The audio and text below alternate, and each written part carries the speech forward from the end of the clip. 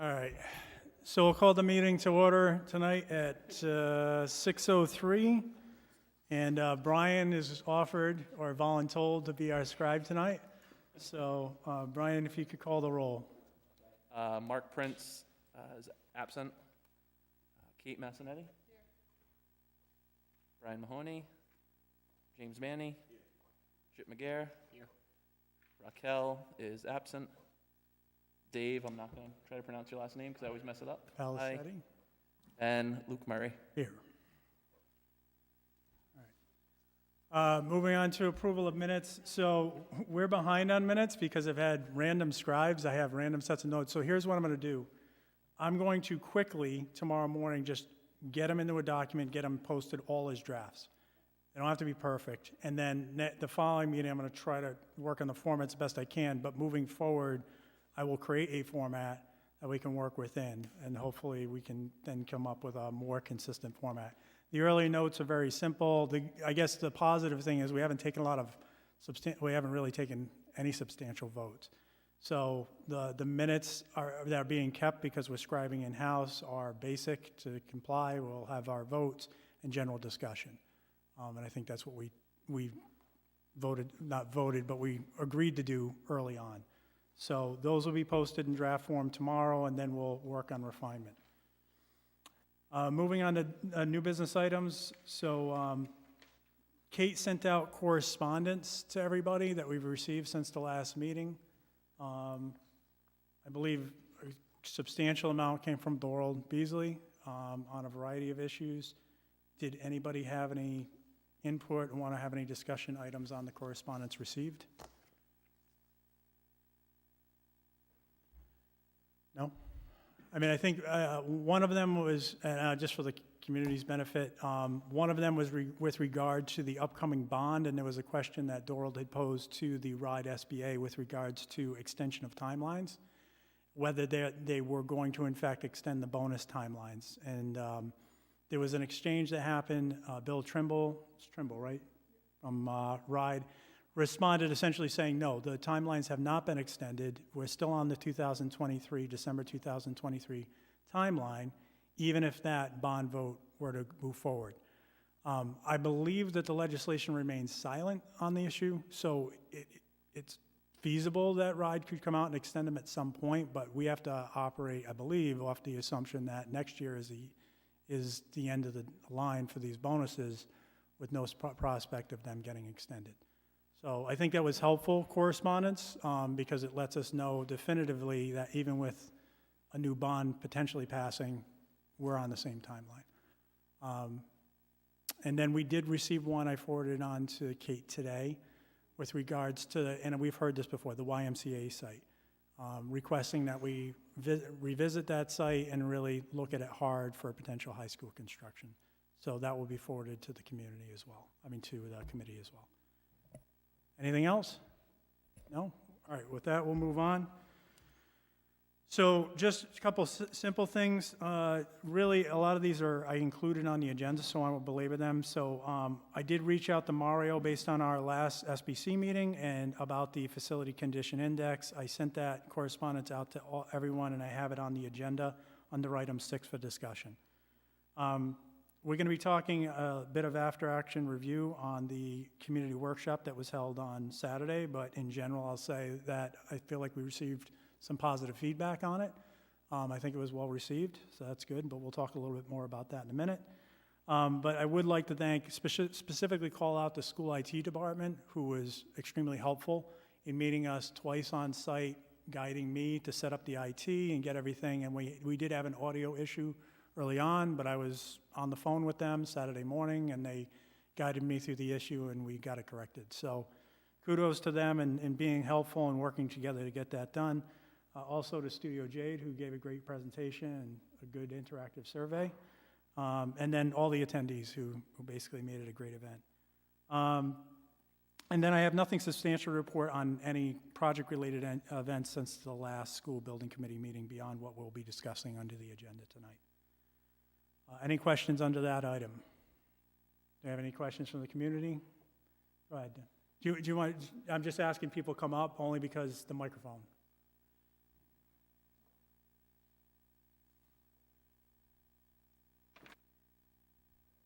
So I thank you for addressing the minutes. I was looking for the minutes before, no problem at all. It's just that where I'm going to be looking is where the community is looking, which is on the town website when you click agendas and minutes. Those are all from 2021 and earlier.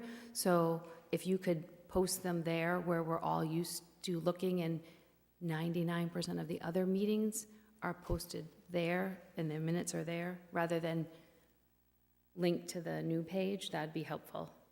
Okay.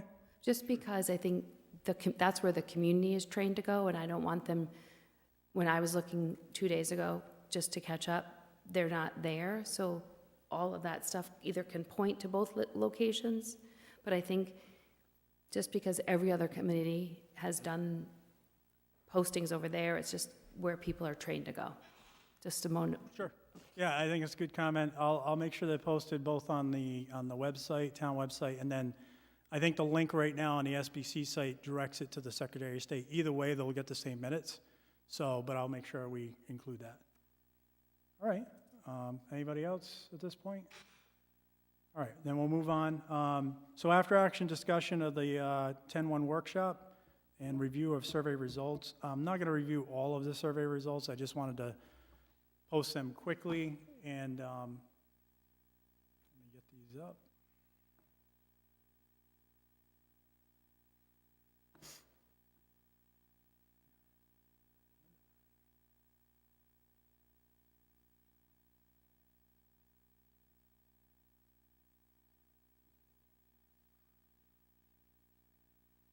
So for those who didn't attend from the committee, we gave a brief introduction. We moved on. Studio Jade and Phil primarily gave this interactive anonymous poll, which was live time. So I thought it was very good. We got some instant feedback. And Phil, do you want to just come up and just give us a high level on what your observations were?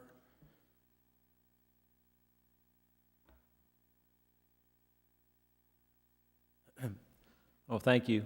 I do want to comment that I was encouraged by the attendance on Saturday, as well as the number of people that did participate. As the survey started to progress, we were about 40 people that were participating in the live polling. There was more than 40 people in the room. Some people were not participating, but I was very impressed. And this is a very good start, and I think the community enjoyed it. And if there's a need, we should continue this way of communicating and soliciting input. I did take all of the suggestions that were left, both for our selection matrix as well as other suggestions that people had, and we documented them and we distributed them out. I do want to mention one, and maybe Luke, you talk about later, when regarding next meetings. One of the comments was that they felt they still didn't know how that event was being communicated and advertised. And that's unfortunate because we're trying to do as many avenues as possible. So I think that's something that you may want to discuss later. But we asked a number of simple questions. You know, do you have children in the district or grandchildren? There were some people that offered some clarifications, which we'll be mindful of in the future. Let's go to probably the ones that are broken down in the category of decision-making and maybe funding or financing. We broke them up into categories: elementary school, middle school, high school. Then we asked them to talk about their decision-making process. And we wanted to know who was in the room. And this was interesting, right? This was pretty much split, half and half. Next one. You know, how did they feel they were informed? So that's pretty much a pretty broad range there. The majority felt optimistic. Some are still undecided, and rightly so. We're just at the beginning. This was a good one. I did not want to give all of the above as an option because everybody would pick that one. This one was what is most important. And I think we need to be mindful that for everybody it's a little different. Some people want a lot of transparency. Some want more community participation. And some want to see obvious town council support for the project.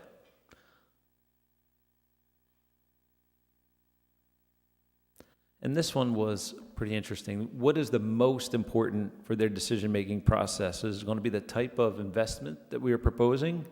Or are we providing equity and right-sizing the school facilities? So those were the two most important decision-making components. This was another one that's kind of important. Do we think that all of South Kingstown's educational facility needs should be resolved in a single effort? And this was pretty well distributed. I'm going to be giving a presentation tonight that will probably help advance this question a little bit more. Next. Then we asked a pretty good question about if they can't do everything now, when should it be done? And when we talk about financial support, would you financially support another group of projects in 5 to 10 years? And the result was pretty much positive.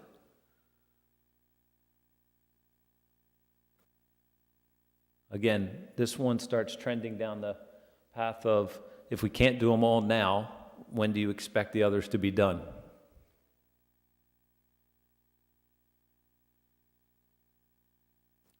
Again, this was one of the reasons why we had this little suggestion box. Give us what you think the criteria should be for making the selection of the project. And as I said, we had documented those. So Phil, did you get suggestions for the matrix? Yes. Okay. So How many? you have to parse it out. So some people took the opportunity to just make suggestions, which we welcomed. That was fine. And then some of them were actual selection criteria. So we've documented them all in a Word document. Okay. Now we can start separating them out from the suggestions, from the criteria. And we can start building that matrix as we go farther. No, this one was interesting to me because, it puts us on, I think, on the same page, right? We all want some sort of foundational basis of decision-making, right? I think that's welcomed. So I think that's the way we're tracking and the way we'll approach it. Then this one was funny, right? How do you prefer to stay informed? The majority, almost everyone, with the exception of one person, said from email, text, and print. So we need to be mindful of that. The funny part is that apparently nobody trusts their friends or family. So that was kind of fun. But we should keep that in mind as we're developing our communication strategy. And then the financial support. How do you feel about financially supporting school improvement projects? Overwhelmingly, people thought that it's their duty. And rightly so. There are some that were skeptical. They want to know what they're buying, which is absolutely fair. It sounds like, because you've gone through this process a number of times, that people are familiar with how the school funding process goes. Little unclear here, though, on what you're eligible for in terms of reimbursement. And we do think breaking that 50% threshold is really important to communicate to the community. Anytime that you can defer more than 50% to the state, you sort of are flip-flopping the financial support. Kate, do you have something?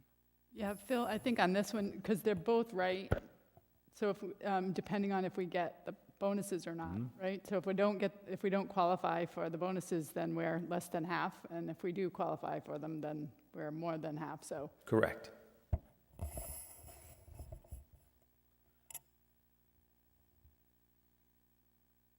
This one was just meant to gauge support for trying to capture as many projects as possible.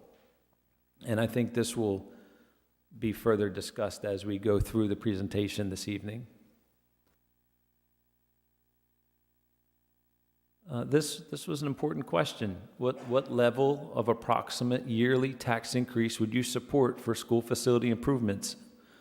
And we gave some options, and people selected what they felt was appropriate for them. It's good to see that the majority of the people look to make a significant or to accept a significant contribution to the school facilities.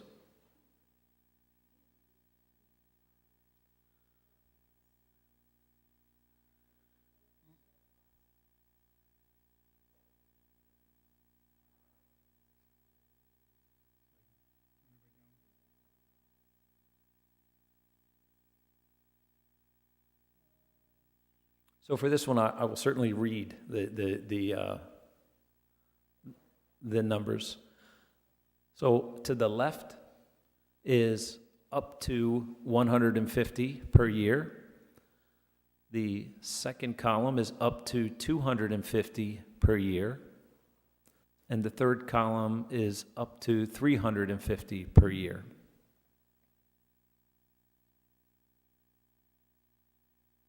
So Phil, also understanding our audience, right? Everyone there came out on a Saturday to support the project. So I'm not saying this is invalidated, but we have to keep that in mind, right? These clearly people were involved. And School the building only, I would challenge that only in that half of the people here did not support the bond last time. Fair enough. It was pretty Oh. clear, too, by the people who didn't support the bond, it's that they didn't support the bond. It was that they didn't support the plan. And there's a distinct difference between supporting, putting money into our infrastructure and putting money into the right plan. And it was most people have been pretty clear that they do support improving our facilities, just not that particular plan.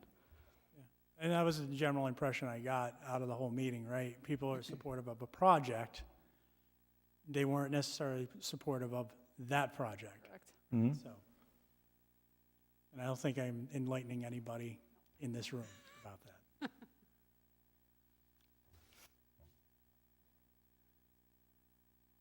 This is important because there was questions brought up in the suggestion box as well. You know, when asked, would you support a bond that only focused on maintenance and repair projects?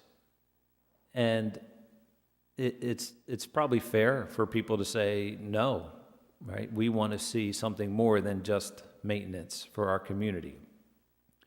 While others said yes, but seemed short-sighted, and that's the far right column.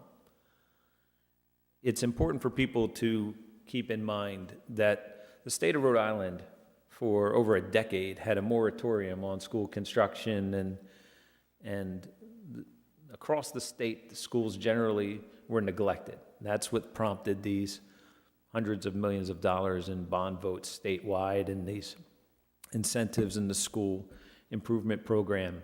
But with that program, the school building authority wisely instituted this maintenance mandate for all the districts, which is meant to prevent their school buildings from falling into serious disrepair, where they find themselves with capital needs that are just in the hundreds of millions of dollars for some communities. So going forward, I think the state has recognized a way to avoid maintenance, buildings falling into disrepair. They have a way to hold the school districts and the towns accountable for making sure that that doesn't happen. So I would say we are where we are. It really doesn't do us any good in figuring out how we got here. I can just tell you going forward, they have a good plan to maintain this school reinvestment so we don't have the same situation we have now.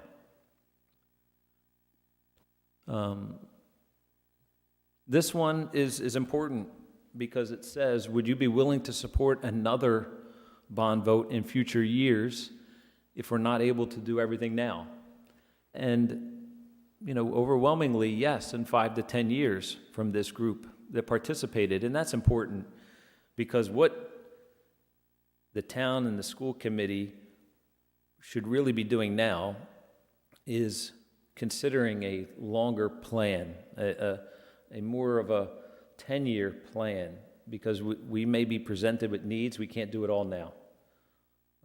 But can we make a commitment by setting projects in motion now that you can accomplish again in 5 to 10 years with another bond vote that would be supported because this bond vote would be supported and you would show good faith and effort in moving the district forward.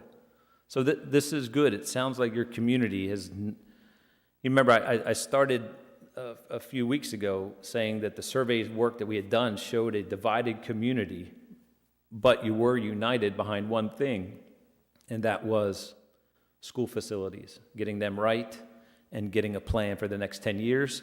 This supports it. I think what we're going to talk about today will also trend along that same way. Hey, Phil, that's a good lead-in. So I want to leave enough time for you and for us to discuss. So I would prefer, unless the committee wants to see other data, I think this is online, so I want the community to know that this survey, if you go to our website, which I'll show you here. So there's an important documents link, and all of the documents I've been linking under here after we have meetings. So everything on the financial data, the presentations, I've been really trying to make an effort the next day to get this up with a brief summary. You can pull it up, you can download it, see it at your own convenience. So you'll see at the very bottom, community forum survey results, that is up, and you can peruse them at your own leisure. So I encourage you to do so. I also encourage the committee to definitely look at them if you weren't at the meeting, or even if you were, just to review some of the responses, because they are interesting and I think helpful. Yep, so come on up. While she's doing that, I just wanted to make the comment. I did a cross-reference on our finance data, and the one question was, how much of a tax increase would you support? And, there's questions about the survey group, but an overwhelming majority said above $250. And there was another majority at $350, but $250 million, just for the audience, puts it at about a $125 million bond. So last time we were talking about an $85 or $86 million, $85 million bond. So just to put in perspective what the appetite at that survey was, all the way up to $125 million. I'm not saying we should do that, but that's what the appetite was. I just wanted to talk about one or two slides. One was, I was there on Saturday, and currently I don't have children in the district, but 75% of the people in the room have children in the district, and the opposite is the demographic of the town. So I talked to Paula Whitford about this a little bit. It's your outreach, and how do you get to the people who don't have kids in the schools? Because if you want a bond to pass, if you want a project to pass, you need to get to the 75% of people who don't have children in the schools. And then the other slide that spoke to me was the one with the bond. It was a 50-50 split.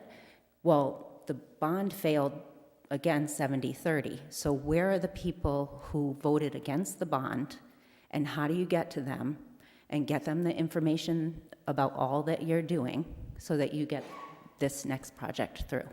So those were the two things from the survey when I was sitting in the room that really stood out to me. Yeah, come on up. And just while you're coming up, I'll just respond to say, I think that's something we're going to have to take up specifically in a whole separate meeting. Like, we're going to have the project, and we're going to vet that through the matrix and come up with something. But I think the bigger, issue is when we get to the right point is really saying to the community, we're doing it now. We're trying to expand our efforts. We're a limited committee, but trying to get a little bit more robust in our efforts to get out the word.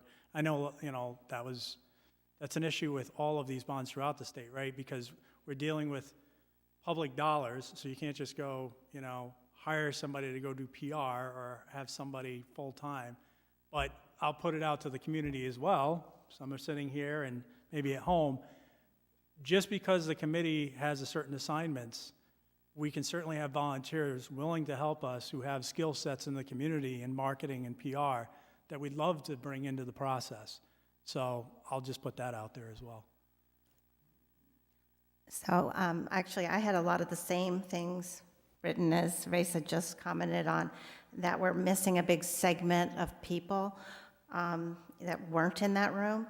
But the other comment I have is that 40 people on a rainy Saturday was a great turnout, but we have over 20,000 voters in South Kingstown. So a sampling size of 40 is really small, and we need to keep that statistically. The error rate would be huge on this survey. So I love the public forums, but I think another kind of survey with a sampling size is much bigger might be warranted also.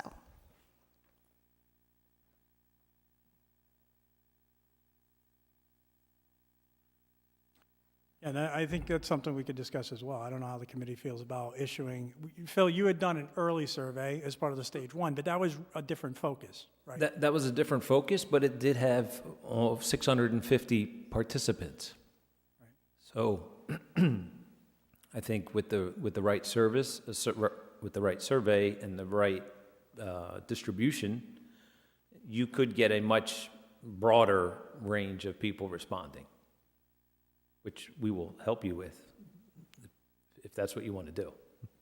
I don't know how the committee, feel free to chime in. I mean, I don't know if we issue even the same survey out broader to get feedback, or, I'm not sure. I'm just throwing that out there. Would we want to broadcast it wider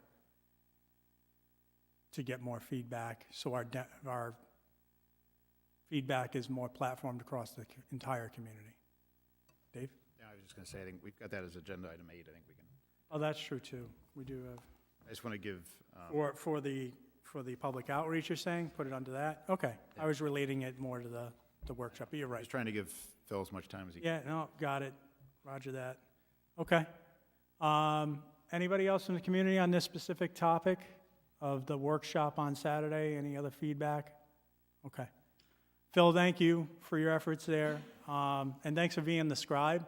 The other thing we do have, Phil sent me the notes from his scribing. So that will, I don't know, have I sent that out to the committee yet? Okay, I will get that out, and I'll also put it on this page, so anything that was scribed is also documented as well. So take a look at that. All right, so without further ado, we will move on to number 6, which is a discussion of the Facility Condition Index. So I'll start with this one in that I had reached out at the building committee's request to Mario to clarify which bonuses we would qualify for. I outlined we thought we qualified for 4 bonuses, and I'll have to bring those up. Phil, health and safety, newer and fewer, utilization, and what was the last one? What am I? 21st century educational enhancements. I put it in that framework to say, here's what we think we're eligible for. Let me know if you agree, and we're considering this facility condition index because we're not sure if we should go down that road. If we already qualify for 4 bonuses, that would bring us to what our maximum would be, which is 17.5%. That's what we can qualify for. He responded that you cannot qualify for newer and fewer and utilization at the same time. So that kicks out one of the bonuses we anticipated having, which brings us to 15%. So his statement was, if you didn't read it, that the only way we would get to 17.5% is to do the facility condition index and qualify for the replacement bonus. So I can tell you straight up that I'm in favor of it because I see the need. We want to bridge over that 50%. That translates to potentially hundreds, if not millions of dollars if we get it. And it sounds, based on the discussion with Mario, that we have a fair shot of getting it. The cost of that would be deducted from housing aid. So the housing aid comes to the town. We typically roll that into the school's capital fund. So that's something that would have to be discussed, whether that gets backfilled, how we deal with that later or now. I did send an email yesterday to the superintendent saying this issue's coming up. The form has to be signed by the superintendent and the finance director from the town, strangely enough. I'm a bit unclear on the signatory authority of the superintendent. You know, much like us, we typically have to have council approve a document for signature. So the process on the school committee side on authorization to sign that form on the school's behalf. So that question's been posed. So with that, I'll throw it up for discussion, whether you know, if you oppose or support or whatever. Dave, I'll point to you first, since you're to my right. I'll go ahead and make a motion to make a recommendation to the school committee to fund the additional FCI study for Wakefield School and Curtis Corner to hopefully achieve the additional 2.5%. Okay. I'll second. As part of discussion, I'm not sure on the motion. This is where I'm unclear. If the school committee, I'm pretty sure the school committee has to approve it. It has to go in front of the school committee for the superintendent to be able to sign it.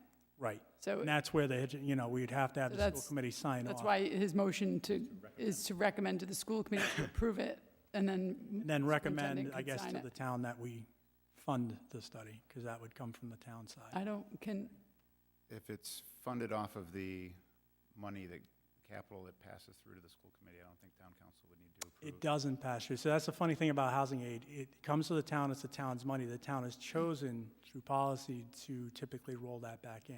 And So it's like the town could decide to reallocate that money into the budget if, would it be our responsibility to make that recommendation, or would it be at the school committee table to move it back to the town?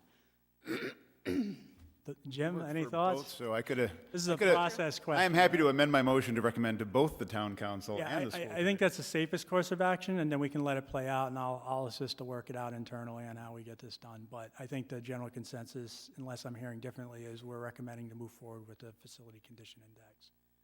And so you amend the motion to Amended. also recommend to the town. If it's seconded, then we could. Ryan, you got all that? Okay. We have video, you can go back. It's beautiful. Rewind's a great thing. Okay. So we have a motion and a second. All those in favor? Aye. Do we have any opposed? I see no opposed. The motion passes, so we'll make that recommendation. Thank you. And let's keep our fingers crossed. I do know that we're looking to get this moved along as soon as possible. Mario's expressed the need to move swiftly. So. All right, we will move on to item number 7, and I will defer to Phil from Studio Jade. He has a presentation for us. Phil, just give me a second. I'm going to switch over the IT. Sure. Are you plugged in? Yes, I am.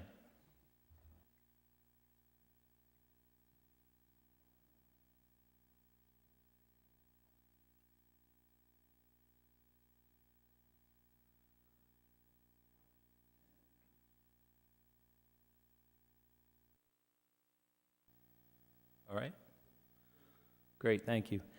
So before I begin, I do want to say that I am sensitive to presenting reckless information, but I am not risk averse to presenting information that may be controversial or require some discussion and debate. So I want you to be just mindful that I'm going to present a good amount of information that you may or may not be prepared to discuss, and that's okay. I just want to start these ideas generating across the whole broad range of topics. So there's a couple things that I want to focus on, specifically tonight, and it's going to focus on the high school, recognizing we have other schools, other needs. But obviously, this is a priority for the district. I want to talk a little bit about CTE. It was an important topic before, it still remains. I want to talk about performing arts and the auditorium. I want to talk about physical education and athletics. Then I'll present some design prompts for your discussion. And I want to wrap up with a very high-level option matrix, which does have the high school as a consistent theme throughout the option. That's what we're here to talk about tonight. So I want to present this in a way that you can stop me at any time and have some discussion, because I'm going to be presenting things that really require more dialogue and debate, and I'm glad Chip is here. I think it will be very value-added effort. So I want to start with CTE. And Chip, these are the 5 current programs. Let's talk about these, not in great detail, but, for example, if there is a plan that you're aware of to eliminate 1, 2, 3 of these and add anything else. It would just be one adjustment, CNA, not That was that's absolutely my fault. So I will correct that, that's fine. But are these are your 5? These are what you're committed to? These are your strongest programs? This is what you see in the next 5 years? Yes, the allied health, there may be a tweak to it, which I'm not ready to discuss, but it would stay with allied health, so yeah, that is correct. Does anyone have any comment on the current CTE programs, what they would like to see in a CTE curriculum? And again, go ahead, Kate. So I question actually, Chip, when it comes to the theater program, I know that at one point there was some discussion and it was kind of gearing towards laying a foundation to have a theater tech design, something around that for a CTE program, but knowing that at the time RIDE had put kind of a moratorium on approving CTE programs, so I wasn't sure where we stood with that. So the focus for the state is on high wage, high growth CTE programs. We had 1 year where we got 4 of our programs approved, where they approved in excess of 50 CTE programs throughout the state. Then they put a moratorium on it because of COVID. They're very, there's a lot more restrictions towards getting a CTE program approved. So this Project Lead the Way Biomedical was one of the programs that was initially, we were told no. It took 3 full years to build this in to our schools so that we could get this approved, and it actually was an easy approval this past year. The tricky thing with that is, number one, that it's not high wage, high growth as far as the state's concerned, so that we do have to bear that in mind. The second thing is that they're just overall not approving a lot of programs. Number 3 is that you have to have everything in place with students enrolled before you can apply for to become a CTE program. And this is the 4th, and the one that I found out is that when you become a CTE program, it becomes much more complicated. There's a lot more rules. A local pathway is something that you certainly can offer, and it doesn't require the state approval for it. So one thing we could look at is building something like that as a local pathway. The only difference between that and a CTE program would be that you can't pull in kids from another district for it. Right now, we're compared to what's going in and going out, we're not pulling anywhere near as many in as are going out. So it's just things to keep in mind. It's not a no, but we do have 5 programs right now for 780-something kids at this point. I believe it's 788 as of the other day. So it's just, I'm not pushing more programs right now until we figure out what we're doing long term. If we are going to move forward with a bond, we should keep in mind, though, that designing spaces for that, if we were to get a program like that, whether it's local or state level, that we should be able to just easily fit that in. So I think it should be designed with that in mind either way. I'm sorry, it's a very long-winded answer, but No, it makes sense, though, because as Phil was saying, for the next 5 to 10 years, so if we were traveling down that road for, and it might take 5 years, we want to make sure it's on our radar. Again, I think I think what the best answer is that we should be ready for whatever we're thinking, and that if it it can happen, that would be great, but if we can't get it, then, or we don't want to actually get the state CTE program, we should still have something that's robust and fits with our needs and that is attractive to our students. So I'll preface this to say, that, I think as far as programs, it's a school committee matter, right? I think as far as the box, we need to kind of take our cues, right? And what I'm seeing up here is a lot of the programs that you have don't require a lot of special equipment built into those classrooms, right? You can take a shell, equip it, be mobile, and then refit that space for another program if needed in the future. Is that a fair assessment? I think the only one where that would be an exception would be the construction technology. Those are those are spaces that we're making do right now, and those are the most specialized of the spaces in terms of engineering them. It would be very tricky to transition those to something else. However, these other spaces, I agree, there could be additional applications for the rooms. Well, and the reason also, kind of to follow up with what he's saying, the reason why I asked that specifically about the theater program is, again, it's another specialized space. But what was very telling in the survey, in the polling, and while we know it's not a statistically accurate poll, every single person said that they support and attend the theater productions. Athletics, it had, I support, but not necessarily attend. Some were no, some were yes. With the theater and music productions, 100% of the people there. And whenever the topic arises at a school committee meeting, that community is heard. So I want to make sure that stays on our radar because it is a specialized area. We can't have music and theater anywhere outside of the auditorium. The good thing, the auditorium space is used for a lot more, right? So we can certainly look at that as a multi-use space and something a community asset, right? And then the I think second. we also, too, have to keep in mind that whether we are a CTE program, a local pathway, electives, or simply a robust club that students are participating in theater, they're all going to require a more modern space. So I don't see a lot of difference in terms of what we need to design, whether we're going from one side to the other or landing in the middle there. I think we need something that's more modern so that our students and community, if they're going to be using it as well, can benefit. So that space, I think, can be designed in a way that it can fit all those needs, regardless of where we land.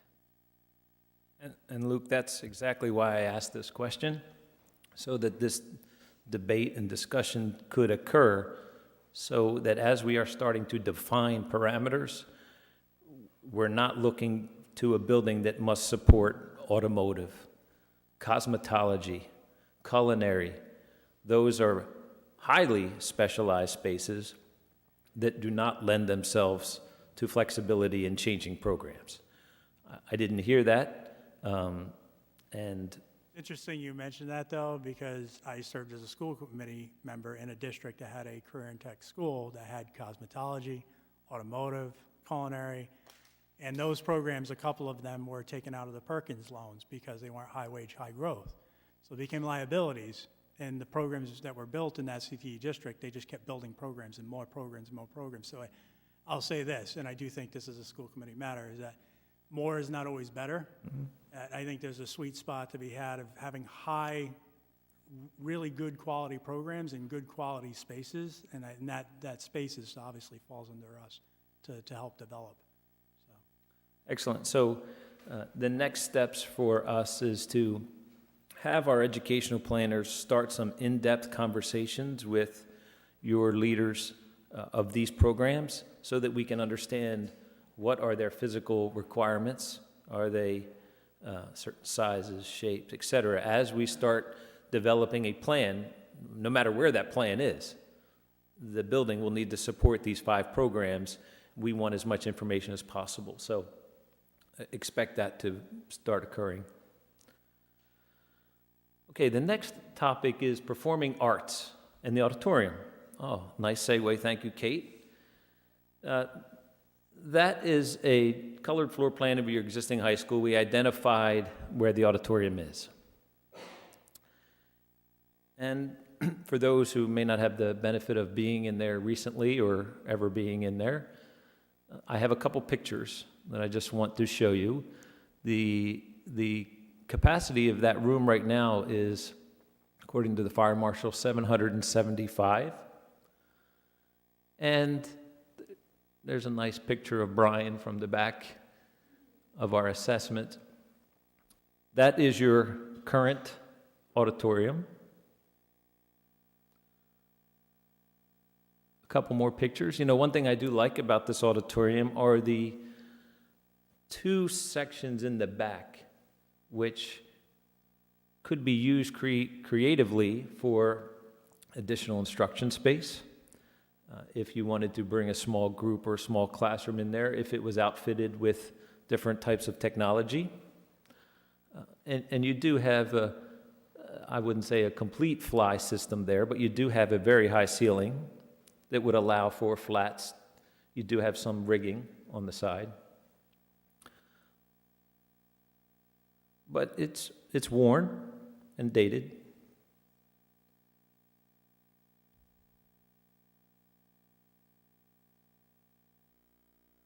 This happens to be a picture of another auditorium in the state of Rhode Island. Terrible shape. But even some of the worst auditoriums, you can renovate them and bring them back to their glory. This project is under construction right now.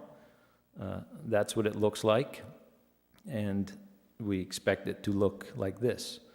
So, rehabbing auditoriums is not impossible.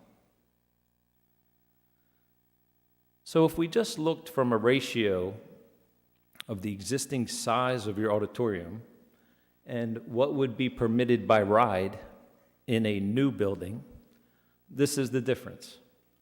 The block on your left represents what you have currently. The block on the right is what RIDE would reimburse South Kingstown for in terms of an auditorium. Okay? Yes? Question. When you say permitted, that's what would be reimbursed? Permitted for reimbursement, yes. You can certainly build more, but it as would be big on as you want, Okay. but it would be 100% locally funded. So this is permitted for reimbursement.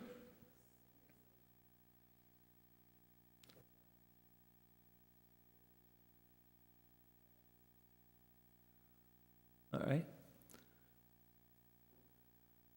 Let's talk about physical education and athletics. This is your gymnasium, PE, athletic area. You have large gym, small gym, and some locker rooms. And for those who have not been in there recently, this is what you have to work with.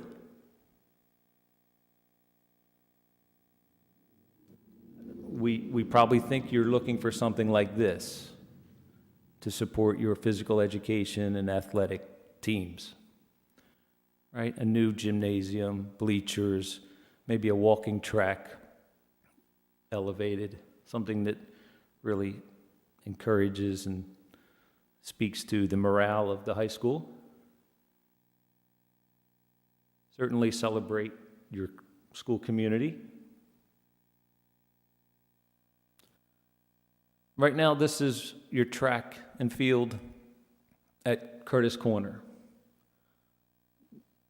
I'm aware of the deficiencies there. I don't know if anybody wants to add to that.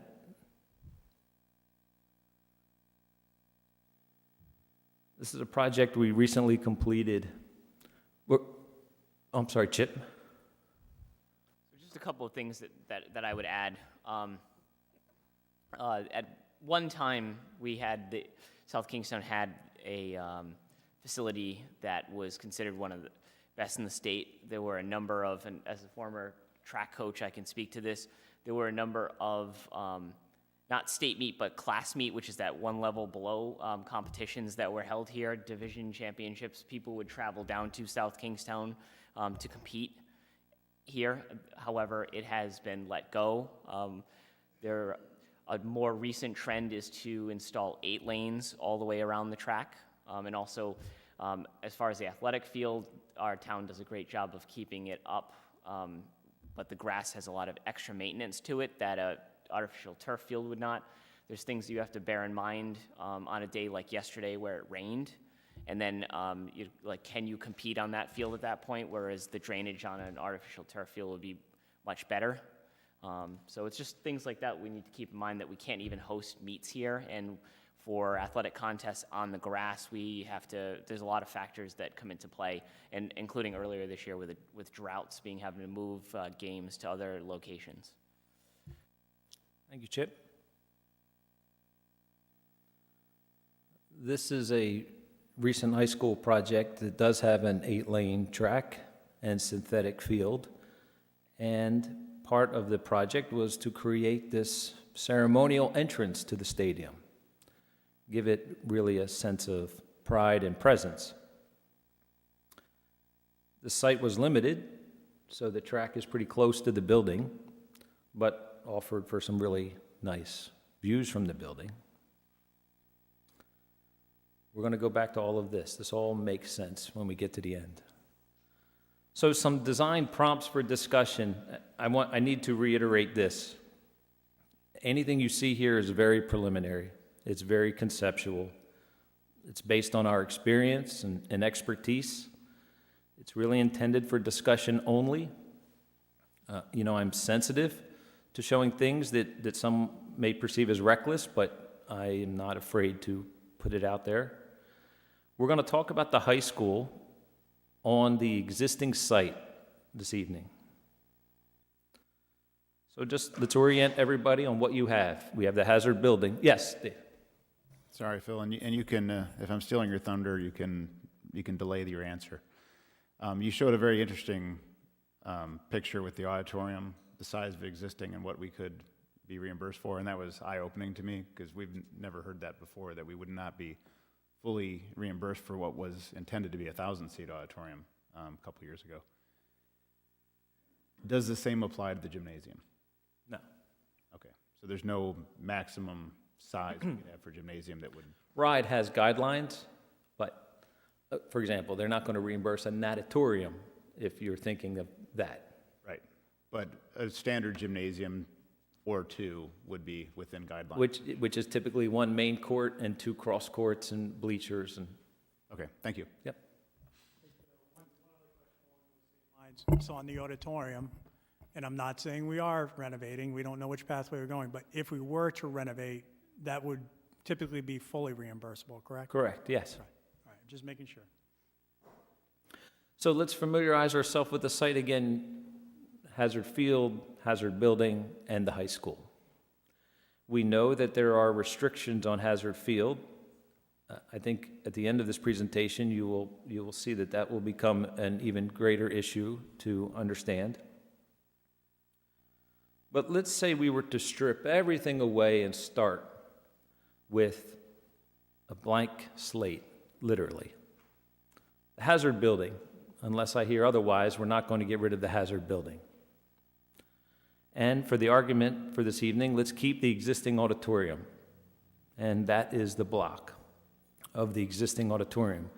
When everything is stripped away, you can fit an 8-lane track and field with bleachers and some support facilities.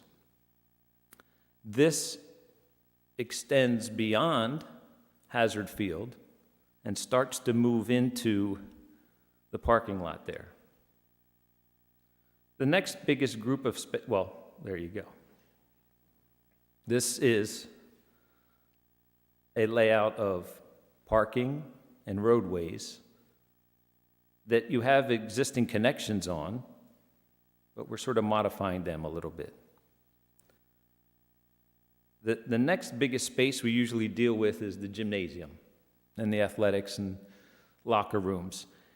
And typically, those large spaces are next to other large public spaces, like the auditorium, adjacent to hard surface, adjacent to track and field.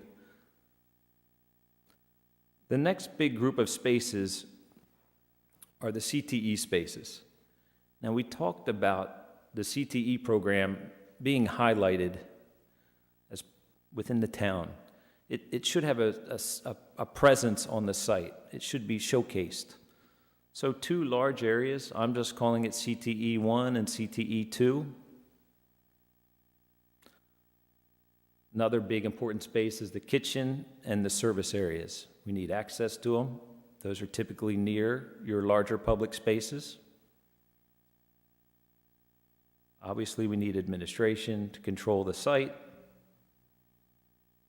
spaces for academics and administration, and then the circulation. Now, maybe that circulation is expanded so that it can include commons for where the cafeteria is. We have done projects where the commons is really where the cafeteria is.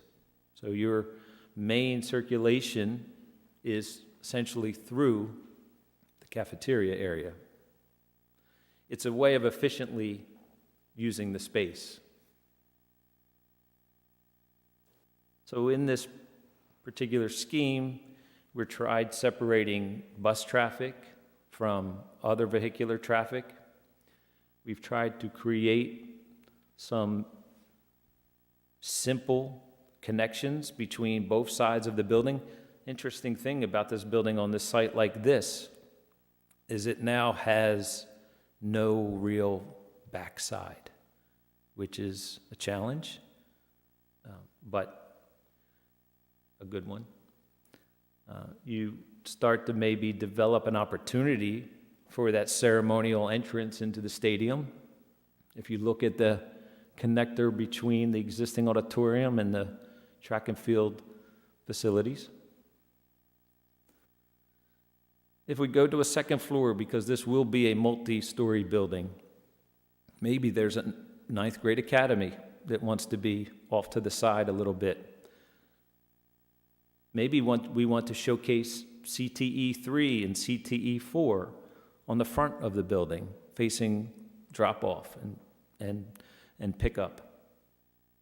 One of the important things to keep in mind, to maximize the square foot allocation, we will need to make an argument that our CTE programs are integrated into our core academics, so that you don't want to build a building off to the side that's just called your CTE building.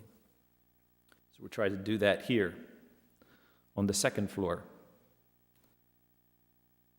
And of course, the third floor could be CTE 5 and additional classrooms. So this equals about 160,000 square foot building, very comparable to what the ride allocation would allow, similar to what local communities are building for comprehensive high schools for about the same number of people or students.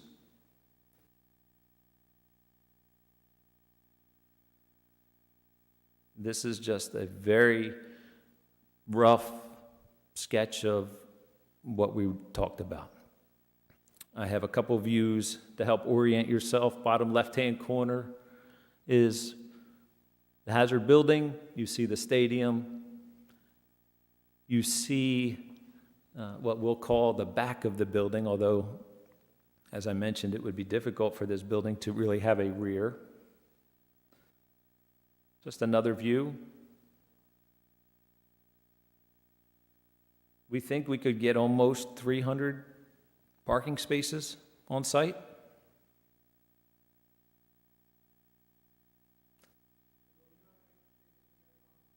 I do not.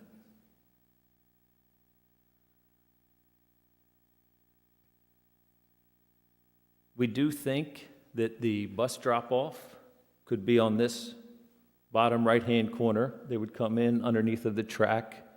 Right now, where the buses drop off now, we would extend that You see, I do want to point out this one particular area. This is a very detailed and not even necessary for what we're talking about, but you see this area right here?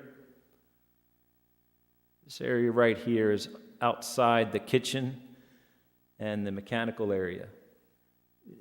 It's important to keep in mind that there will be a mechanical yard, for lack of a better word, dumpsters, generators, chillers, whatever.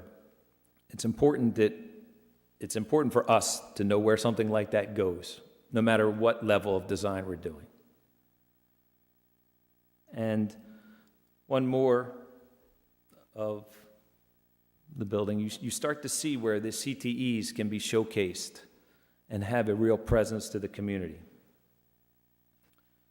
We have a little bit more detailed plans that we certainly can discuss as we start talking to those CTE instructors, as we talk to the administration, make sure we have the correct number of classrooms, etc.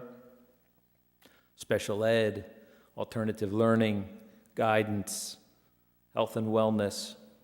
We'll meet with the athletic director, because regardless of where this building goes, here, there, we have to develop this architectural program. This program is based on our experience and the size of the building.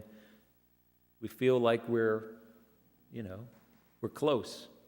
Chip and his group are going to be able to fill in those blanks so that we can have the right program going forward. So I want to talk about this option matrix, and there's 3. This one we'll call good. They go good, better, best. It could be ABC. 1, 2, 3. The qualifier good doesn't necessarily mean it's good. Yes, Kate? I have to make fun of you again. What, Western. did I spell something wrong? Western. West Kingston. Man, No, we hadn't. I did it again. It happened in another meeting. I can't even blame somebody because Nope. this is all me. It's you. But so I apologize. It's you and Luke. So Phil, You're going to blame see this me. on 3 slides, by the way. You can blame me, because what was my school community district? I was in Western. Coventry. It was Western, yeah. So you can blame it on me.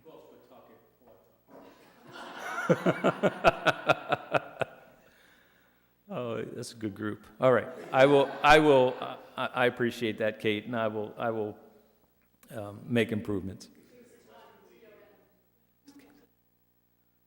All right, so this first option has this new high school on the existing site with the existing auditorium.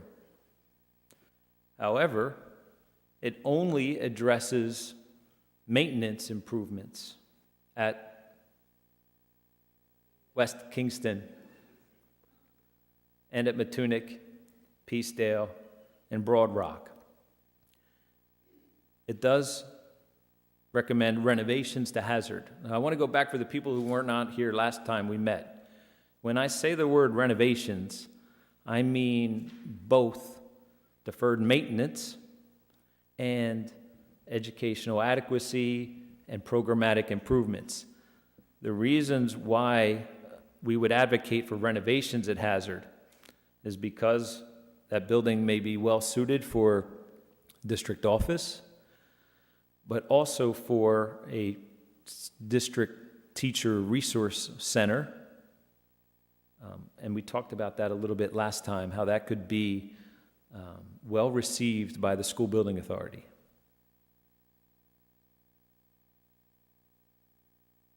The next option, which we're calling better, again, carries the high school project through, but does include renovations to all of the elementary schools and Broad Rock, as well as Hazard. But they're going to be limited as we start to look at funding components to this. The best option is, again, the high school carries through, but here we provide those gym additions to Matunic and West Kingston, renovations to Peacedale, Broad Rock, and renovations to Hazard. keeping in mind the renovations to Broad Rock were rather limited based on the feedback that we received. But I do want to mention Broad Rock because it was pointed out in one of the suggestions, and it's true, and this is the right frame of mind to have. Broad Rock, your newest school, is approaching 20 to 25 years, and if you recall from previous presentations, after 20 to 25 years, you need to start maintaining it so that you don't carry forward a significant amount of deferred maintenance 10 years from now. The educational adequacy components to Broad Rock focused really on the media center and maker space that's ad hoc right now in a former home ec room.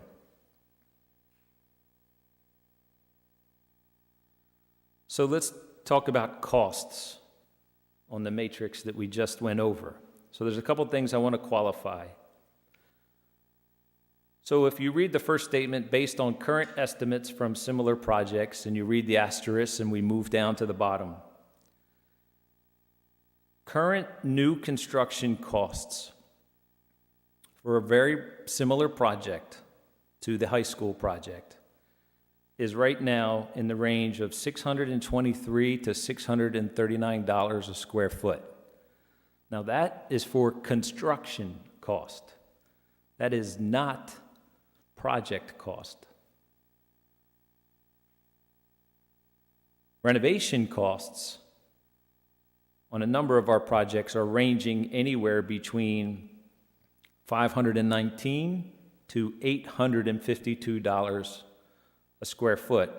That gives you an average of about $650 a square foot. And again, those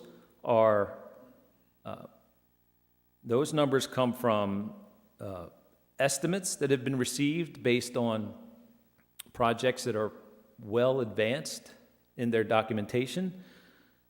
They come from projects that we've recently bid and received actual contractor estimates on. Moving back up into the options of good, better, best, factoring in the size of the building and including anywhere between 20 to 25 to 30% soft cost, which is a cost that is above the construction cost to arrive at the project cost. So I don't mean to offend anybody by overly simplifying this, but I want to be very clear. There is the hard cost, that is the construction cost. That's one. Then you have the soft costs, which are going to be furnitures, fixtures, equipments, fees, everything else that is not either a brick or a stick. And when you add them together, you get the project cost. Go ahead. So if you use that, I'm glad you answered that. I was going to ask that question. But if you use that, sorry. If you use that analogy, so how does the construction and project costs compare to the renovation cost? So the renovation cost pretty much, that's the renovation of the existing building, correct? But a new construction has a cost, then the project has a cost. So what would that number be? So I think we could make an argument that the soft cost doesn't really change, right? The soft cost for renovating a building or the soft cost for a new building, I think we could say at this point are about the same. So then it's the construction cost, which has a delta. Does that answer your question or no? I think so. So we were referencing a building of 160,000 square feet. So 160,000 square feet, if you multiplied that by, let's say 625, that's about 120 million. And I am adding to that 25 to 30 million for the soft costs. Now again, these are very large numbers. I understand that. And I'm applying them to very little information. But what I do know is this construction cost range at the bottom is applicable. If you remember last time I was here, I showed you the current RIDE numbers for square footage. Qualified them in saying that, number one, they're being revised right now, and two, that they're currently inadequate for the market that we are in today. The market that we're in tomorrow may be something completely different. I like to, whatever it is, overpromise and overcommit, or underpromise, overdeliver, whatever it is, that's what I'd like to do. Underpromise and overdeliver without being reckless. I do not feel these numbers are reckless, but they are worth some serious discussion, and I've said enough. Go ahead, Dave. I was just going to say, I wanted to make sure you're including in your, it wouldn't be in the soft costs, but in the project costs, demolition. Yes, and it is swing in, space. it is in the construction. Demolition is and swing space, though. Right, in my mind, demolition has been put into this construction cost number because in similar projects, it has been carried. Okay. That's how I know this. I've looked at this. And swing space, I've thrown over into the soft cost. Okay. There will be a challenge with this with the school building authority, because they will publish a number, and that number is intended to be the project cost, square foot amount, which means as we go down this path, we may be forced to shrink the building to align with their square foot number at time of submission. Then if it's fortunate enough to pass and go through the process, at that point you can try to push and pull based on the amount that RIDE has said they will reimburse and based on the amount that you intend to bond. And we know there's a lot of discussions that go on with all the financing options involved. So I think the next steps, and this is the last slide, we want to have a continued dialogue with the high school administrators because, again, regardless of what you decide, renovation, new building, existing site, new building somewhere else, we will need an architectural program that satisfies the curriculum and your expectations as a community so that we can complete the Stage 2 submission. We're continuing our discussions with Brian regarding the deferred maintenance. Maybe there are cost savings there that can reduce the good, better, best by, a couple $1 million. We've done 3 of the schools already. We're going to be meeting to finish the other schools up. We will be exploring other high school options. We know some of them have been submitted publicly. And we will explore the elementary school and middle school options in a little bit more detail like we did the high school this evening. So that's all I have, Luke. All right, thanks, Phil. So before I make any comments, I wanted to kick it to the committee. So I'm actually just going to do a roundtable and make sure everyone gets heard. And Jim, did you have any initial thoughts, questions? No, all my questions were answered. Okay. Chip? I'm good for now. All right. My only question for Phil was, for the square footage analysis for RIDE, they'll give us obviously the number, the total, if it's $500 a square foot, $600, $700 a square foot. Do they base that on every project we're doing? Like, will they say, okay, at the elementary schools, you're adding this much, does that space get added in, or is it just more solely based on the high school? Their formula applies to new facilities.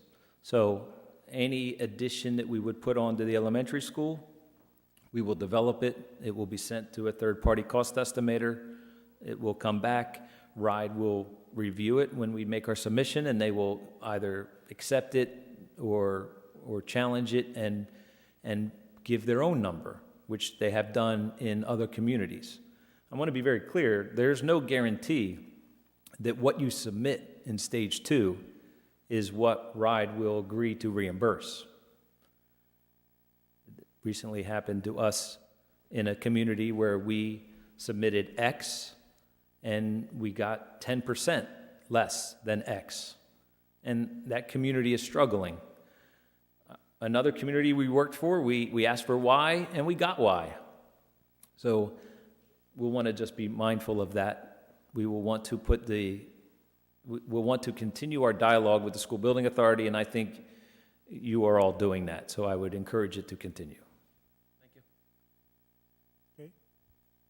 So my question is, everything you showed with the track and the stadium on Hazard, and whether that is possible or not, obviously it will be clarified, but everything you showed, everything is reimbursable? Yes.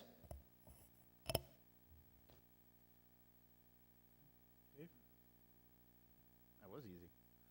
I just want to say I'm very optimistic. I couldn't visualize fitting all that on that site, so I applaud you for finding a way to do it, because the athletics department, I think, would be jumping for joy if they figured they could do that. But we all know that we do have that issue with Hazard Field. However, I would say that we have a very tight timeline, and if the option is exploring legal opportunities to remove deed restrictions, even if it has to go to the federal level, is probably still going to happen faster than we could acquire outside land. If we wanted to buy new land the town doesn't already own, I think that would take longer. And maybe I'm wrong with that, but having gone through the process with real estate on a public system, I think that's, so I do think it's more likely we could do something with Hazard Field than to start all over at a different site.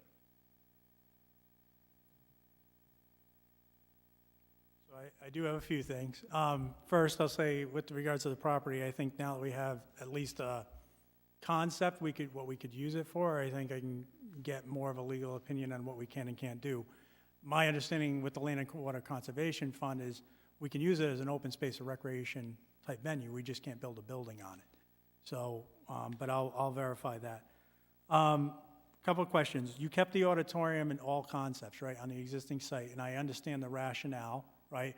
What I'm trying to get my head wrapped around is the original auditorium was built based on double the population that exists now, right? Is it critical to keep that size of auditorium? And also the logistics of stripping down a building around an auditorium with any potential issues, would that cost outweigh just saying, you know what, forget it, we'll downsize the auditorium, or we'll absorb a little bit more cost to build a little bit bigger, but the town will pay for it, because that offsets the potential renovation issues we may have that may accelerate the entire cost of the project. So essentially, by renovating, we may be, in my experience, sometimes triggering additional expenses that we could have just built a new one. So, and that also frees up flexibility on the building footprint, I guess is where I'm going with this, is once you tie into that auditorium, that is a fixed point on that site. So can you just expand a little bit on your thoughts on that, like what your rationale and experience has been on tearing down a building around something like this? So the auditorium is very clean in the existing building. It is a rectangular box that has its own structure because its height is above everything else. As I said before, I'm not risk averse, neither is our company, to doing something like that. That to us did not seem to be a difficult component that we were locking ourselves into. In the discussions internally, the floor plan of the high school, keeping in mind other things, wanting to showcase CTE, keeping some big CTE spaces on the ground floor, integrating it throughout the building and creating circulation between both sides, as well as maybe creating this stadium entrance along that backside of the auditorium and bringing in new big spaces like the gym, where it worked right next to the track and it works next to the auditorium. I did not hear gnashing of teeth when I said, keep this auditorium and give me a plan that works. It's probably important for this group and for us to explore options without that auditorium. maybe at the smaller size that I showed you, or at a bigger size, and you can just debate the financial impact of that. The reason why I called out the 775 capacity is because you're trending towards a high school that's going to be less than 775. So you could potentially fit the whole school for events in that auditorium. That auditorium serves other community venues as well. When you start to downsize the auditorium, the option has been to sometimes go to a black box theater concept that gives you that room that I showed you, but some flexibility in it. Maybe that's the direction that the school and the school building committee want to think about moving forward. So to answer your first question, we did not see it as a significant impact in maintaining it. I appreciate that. It's an honest answer, so. Luke, I would also add too that what Phil was making reference to about having the entire school being able to fit in an auditorium is definitely advantageous. When we want to do any type of presentation for the whole student body, we got to do it twice. So that is something to think about. When there's a number of events that we have throughout the year where that current auditorium is full. That's just school-related events, so it is something to think about, that the size of that auditorium, if we're going to feature our theater, that size around there is definitely advantageous. I appreciate that. And actually, that question is meant to go through my own bias, because as you know, Phil, I had a project where I was really centering the project partially around that auditorium. But I'm trying to ask the question to say, is it, am I looking at it a little too simply? Because I don't want to end up in a situation where we're trying to preserve something that ends up fixing us so much, and then it ends up costing more on the back end that we're kind of kicking ourselves, right? So I just want to make sure we're really vetting that out. Luke, it's also not part of the original building. That was a new addition, not the newest, but When was that? What year was that one? early 90s, late 80s. Okay, so Yeah, that was in the that was the 90s 80s, yep. renovation? Okay. So that's good to know as well. So it's a newer construction, it can be decoupled probably a lot easier. Okay. General question, because I know this is going to come up from community and others, like benefit or restrictions on staying on the existing site. You've shown us a concept that fits a pretty robust program, right? Do you see it as a significant cost add or, minus, I say, to go to another site as far as like if we had a site directly available, let's say it's owned by the town, in your view, does it really matter? I mean, I'm assuming demo cost comes off, but as I've mentioned, that problem doesn't go away, right? You still have a building to deal with, whether you demo it or reuse it. But are there other things we're not seeing if we were to go to another site? We want to develop the architectural program first so that we can test it even farther on the existing site as well as on any proposed site. When we go to a proposed site, if it's owned by the town, that takes one hurdle away. But we need to be mindful of the infrastructure, the improvements. When you go to a virgin property, how far away is sewer? We need to bring in electric. We need to bring in IT. Are the roadways around it able to support this building? You have a facility already on a site that is improved, albeit I'm suggesting we take it down. You still have infrastructure that comes to this site. Then there's another whole discussion on what are the town and the community's expectations of this site or of a new site. I think some community engagement will help this decision. From a technical standpoint, we could put a new building here, or put a building there. From a cost standpoint, they may offset maybe a little bit more at a new property because you need to improve the infrastructure. But I can't tell you that definitively yet. because I don't have that site to work with, and we still need to do some more work on this existing site. One thing I'm guessing that is definitive is if we were going to build a new building from scratch, whether on this site or off-site, right, and obviously off-site would be from scratch, that auditorium Oh, yes. reimbursement is going to be less. Yeah, oh, definitely, yeah. So, all right, roger that. One of the things I've heard from the community is campus concept, right? Everyone feels like, the new way of schools is feeling like, it's more of a college campus feel. Do you feel in this scenario, you've shown the proximity to the fields and sort of the, how the mechanicals have to go because of the way the building has two faces. Do you feel that you'd be able to achieve that campus-style concept?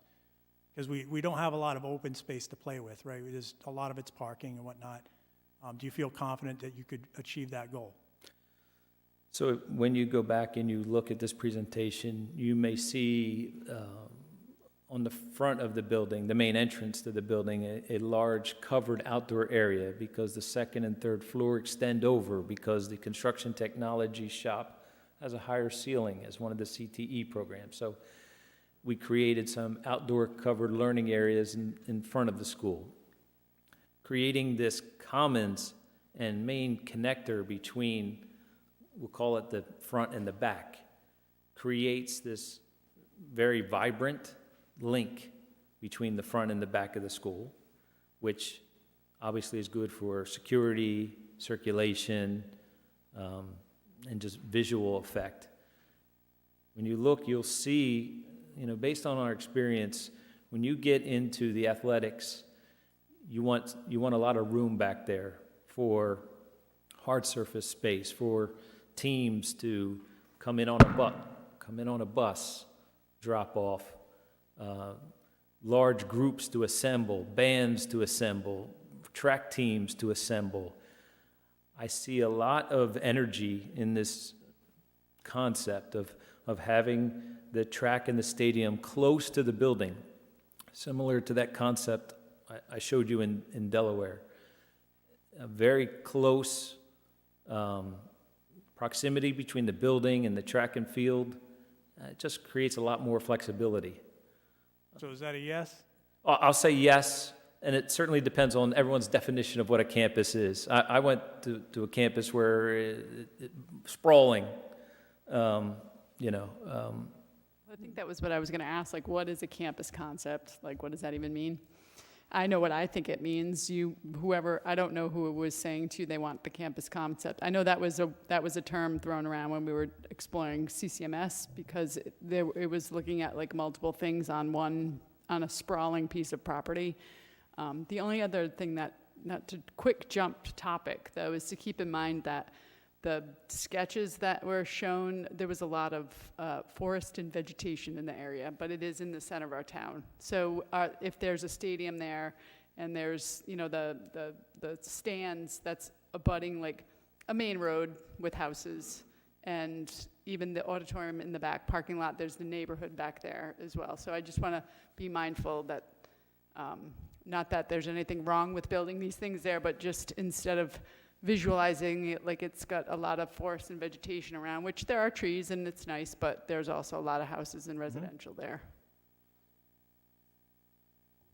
Yeah, I was actually, it's a great comment, because I was going to say the same thing. You can put it there, but having experience in the rec industry myself, like when you do an 8-lane competition track and you're hosting larger events, you need a couple of things. You need supportive parking. You need lights, typically. You need a very, bigger stands, bigger everything, right? So I guess the only thing I'd be just mindful is, if we go down this road, we're thinking about that as, it's not just about fitting the program, it's about being a good neighbor and making sure it all works. And I think that we're going to have to ask for the tempo from the community on that, because we have other potential options, right? We some agree or disagree with moving off-site, but it is an option at this point to do that, so it's something to explore. I probably know better than anyone what it's like to try to put lights on an area that didn't have lights before, having gone through that with the Little League field in Tuckertown. So I can appreciate there would be some community pushback. So we definitely have to speak to them and find a way to do it with at least the least amount of interruption as possible.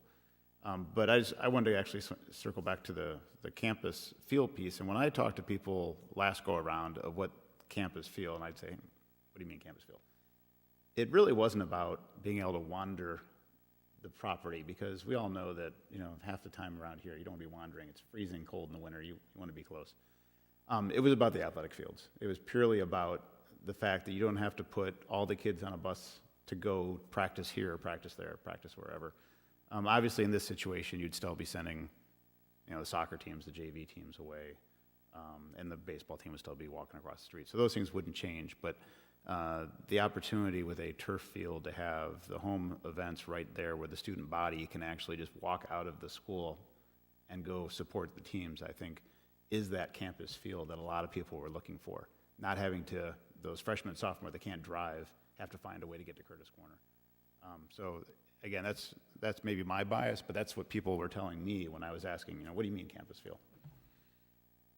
And I think I was alluding to that, and also just the general feel, like when your approach to the building, your feel of the open space around it. It's not a complete parking lot. It has some definition of space. I'm a landscape architect by my original trade, right? So I care about that stuff, and I think We forgive you. too. So. Again, another bias that I have, right? And the last thing, you talk about good, better, best, and we talk about a matrix, right? And obviously, I just want to clarify because, and also for the community, is that we're calling this matrix, right? But it's really options. When we talk about a decision matrix, you're talking, I'm assuming, more of these are the qualifying factors that are important, not important, right? And we'd be checking, where that fits in that matrix, right? Yes. Make the final decisions on where this, falls, right? So auditorium, right? Benefit would be that we would be able to renovate for a much less cost. Replacement on another option might be a bit of a negative. So that's sort of, is that a correct assumption? Yes. Okay, all right, good. Thank you. Sorry to take up so much airwaves, but it was important. Does anybody else from the committee? Kate? No? Okay. So we still have some time. I'll kick it out to the community for some comments. Come on up. Go ahead.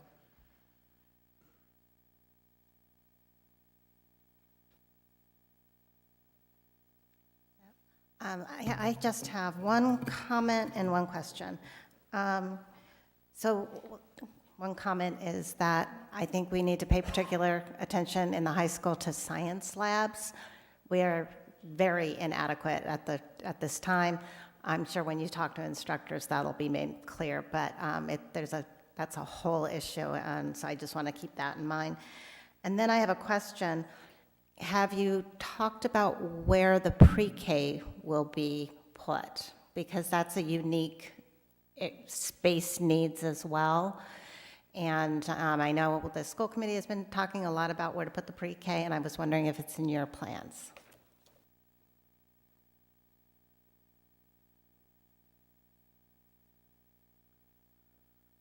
So your first comment on the science lab, noted. We will certainly, that's one of the departments that we'll meet with at the high school. The pre-K has not been addressed yet for this evening. This evening's presentation was focused on the high school, absent a pre-K component that may be presented. But at this point, we have not addressed pre-K. And I would just add to clarify what Carol's referring to with the science labs is that our science classrooms essentially look like any other traditional classroom minus having a sink in there and maybe a few extra outlets. We have one biology lab to share across all of our biology classrooms. They have to book it and share that.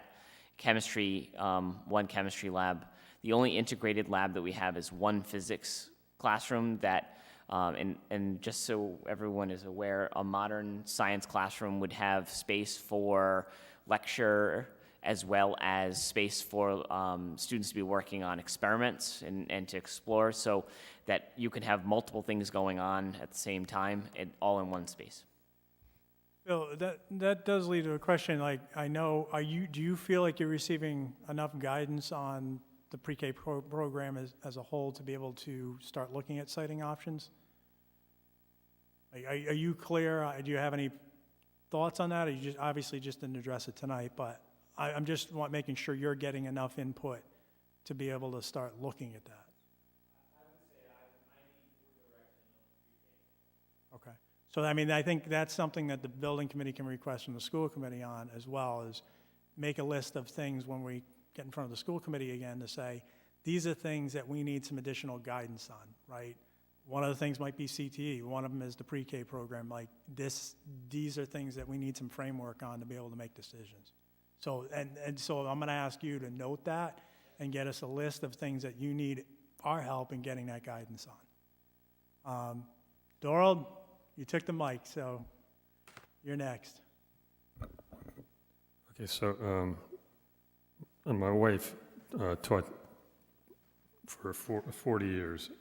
So during her career, she worked in buildings like Wakefield School. She worked in the open classroom area. It seems like education in the United States goes through these phases, right? So the CTE phase we're in now here in Rhode Island and other states started with Deborah, I think it's Deborah Gist and Governor Raimondo.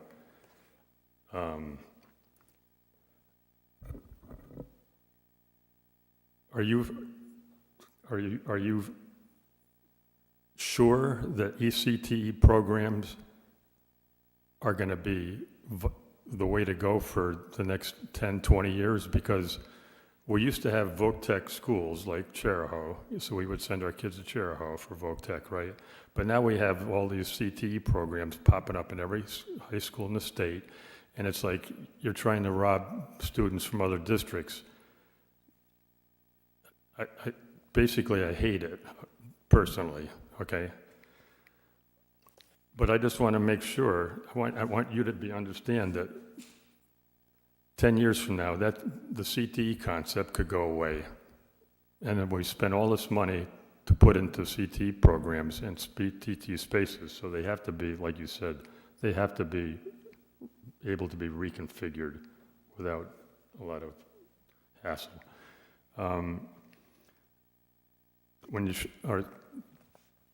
Do you have a rough percentage of how much of the existing high school would be demoed to create what you showed us on the screen? Hey, Phil, why don't you just take a seat, come on up to a mic. That way you can answer some of these questions directly.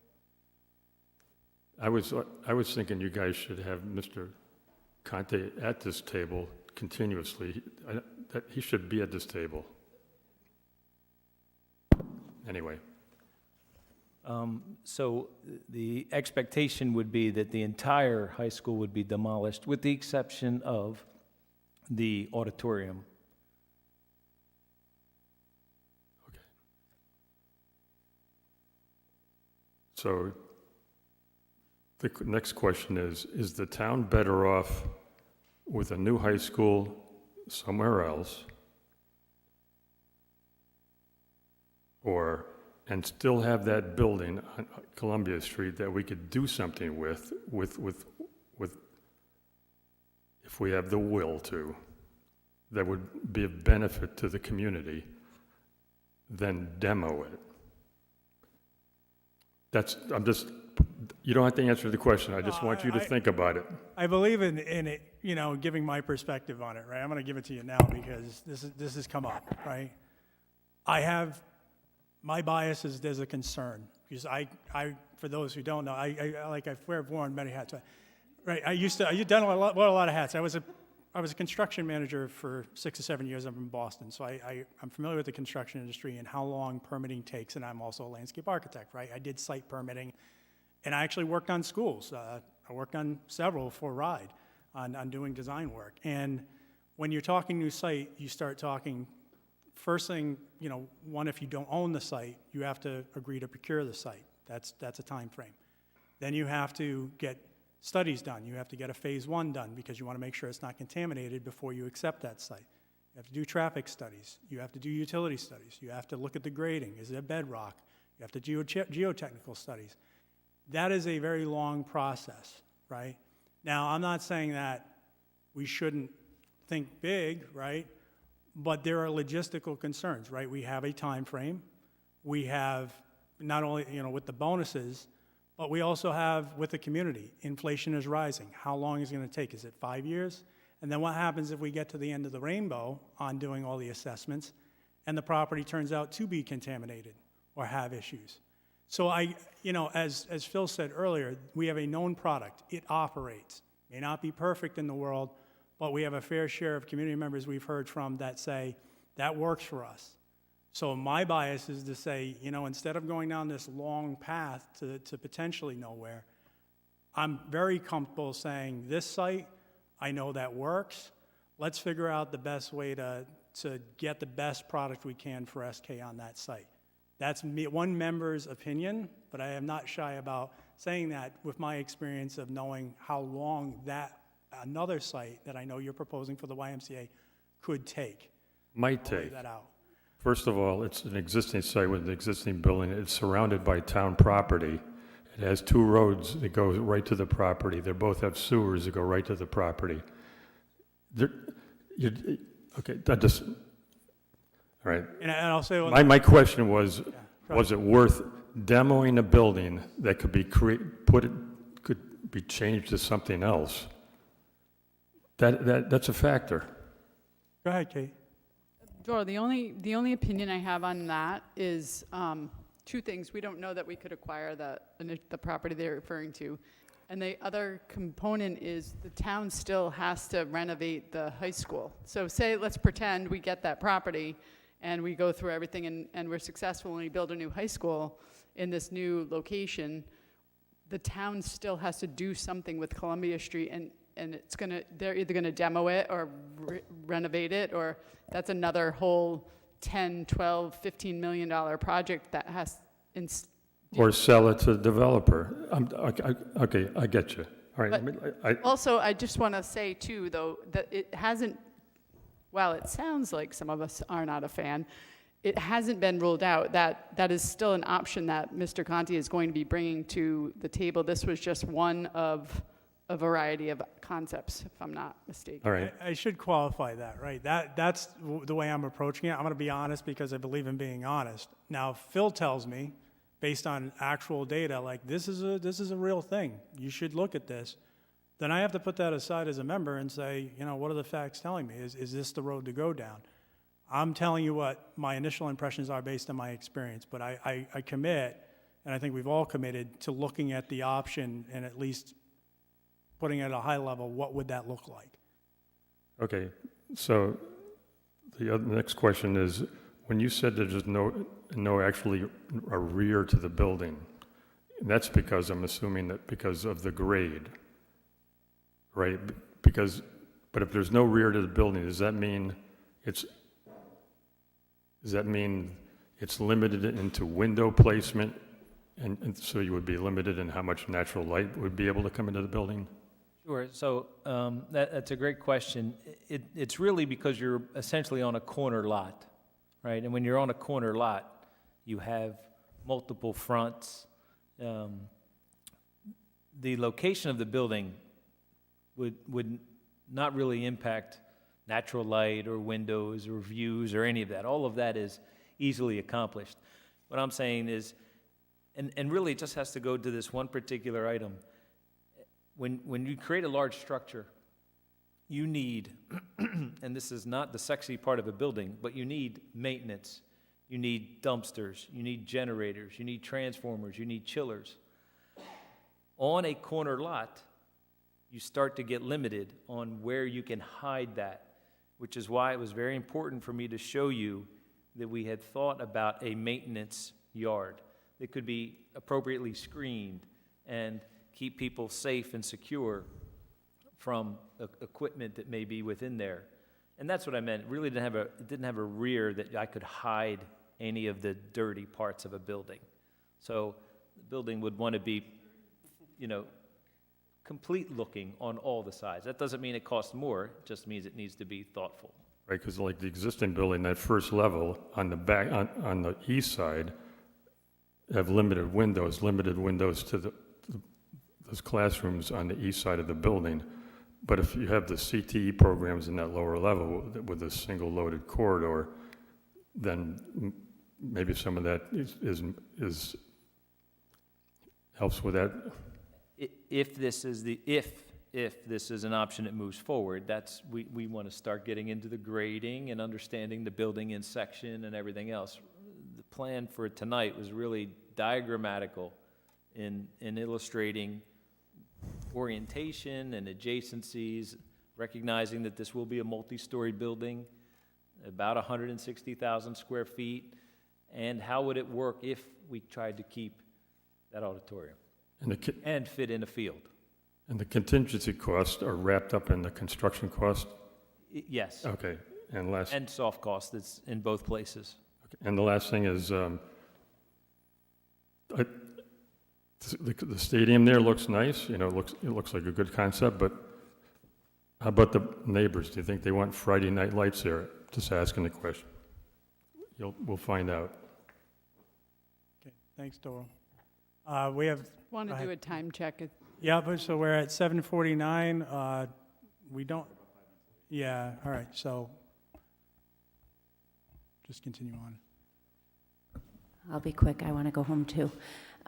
So in terms of looking at other sites, I just want to encourage you to use what has been done in the past. There was a traffic study done at Broad Rock, and it was eye-opening as to how impactful it would have been to put a high school on that road.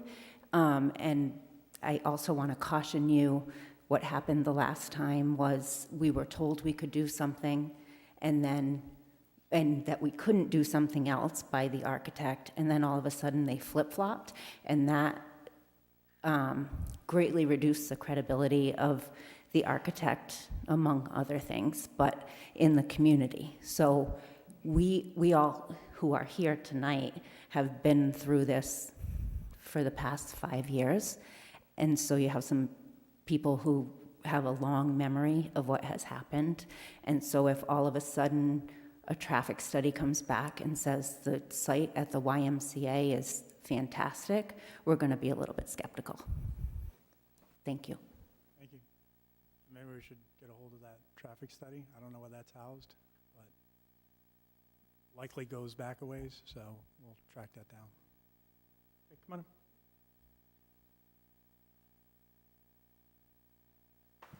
I had a comment and a question. The first comment was speaking about the high school, the auditorium capacity. I've definitely been in there over the years for a number of events that are actually sort of community-wide that involve the string fling or the sing fling, or which they're hoping to do, which is all the schools getting in there. And sometimes they've had to have 2 seatings even in that building because everyone and their grandparents wants to come see their kids, right? So we've had all school plays in there. There's all sorts of stuff. So just if we can sort of tip the balance towards a larger auditorium because it has a broader use in the community beyond just the high school, that would be my comment. And the other question is, there was no mention of swing space in this. We're demoing the high school. Where do the kids go? So that's my... Bill, you want to talk about swing space? Yeah, I think the expectation is that the swing space would be Curtis Corner. And RIDE does reimburse for improvements made to support swing space. Do we know what those improvements would, how extensive we'd have to put money into Curtis Corner? Have you looked at all at that? But I have not yet, but that's a fair ask.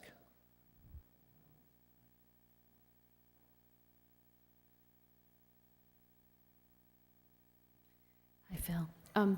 I really liked seeing the design, and I really liked the concept of putting the track there, but I want to caution the committee to not build the high school around the idea that we need to fit the track there. I want us to build a high school for the community and not have that be the driver to the spaces that we create for the high school.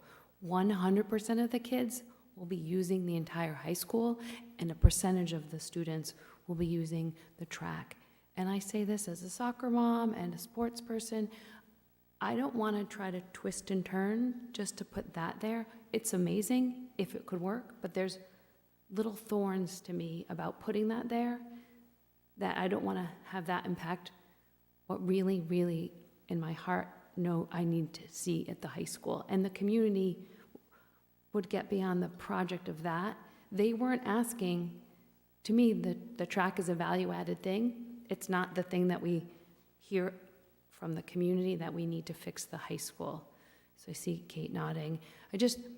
I love it in some ways, but see all the pitfalls, and I don't want that to impede. I'm Italian, 100%. If I sit on them, I mumble. I just don't want that to impede the good work of the high school, because I was at the visioning in 2018, and I said, every student goes through the high school. It's always, for me, about what the high school will give to the community. And so just be cautious about getting excited about a little bright, shiny track, which is amazing, but not really what the core of what we need to deliver to all students every day. And that's what I think we need to not lose sight of. Thank you. So Deb, I agree with you, and what I liked about that design was that it appeared that the stadium could be completely separated and the school would still sit on the existing site, such that it's almost an ad alternate, so that it could be part of the design, but if we decide to go a different way, if we can't get Hazard Field, or if the community doesn't want to put a lighted stadium there, it can just be chopped off after Stage 2 goes through. So it's not all or nothing. We're not all in on this. This is the way I saw it. I mean, maybe the edges have to be rounded off a little bit, but it did seem like you built that entire new school on the existing school site, not on Hazard Field. Correct. I think I'd be interested to see, if we either downsize the field concept, knowing that a true stadium may be elsewhere, right? But we could still use that field for other. And it's also a physical education space and supports other programming. When we talk about, the other point of campus concept is tying the space together in general, right? Outdoor spaces tied Hazard Building to the high school and ties it to the neighborhood. Can we better capitalize that in some other type of concept? So that might be an interesting concept to look at, and then maybe look at our primary venue elsewhere. We're still in option stage. That's a beautiful, beautiful thing, right? So at this point, I think, Phil, what guidance do you need from us? Because we have options up here. You're going to start spinning your wheels because you're going to need inputs. What inputs do you need? Well, we talked about the pre-K program. That information will help us as we look at the elementary school components and the middle school component. We're going to gather some more information from the administration and teachers at the high school to create the architectural program.